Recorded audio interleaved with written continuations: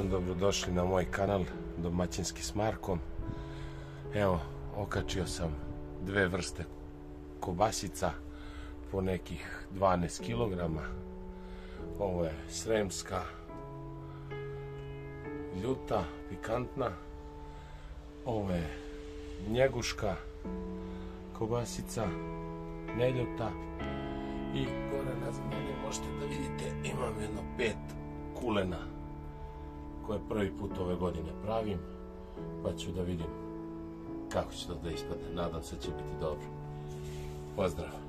Evo idemo do pušnice da vidimo, pošto je celu noć ona kobasica se okapljala, odstojala. Sad idemo do pušnice da vidimo, danas je bilo prvo loženje, da vidimo šta se dešava. Imali smo i prvi snijeg, da vidimo kako to izgleda. Ne znam da li možete da vidite od dima, ima dosta dima, čista bukova drva,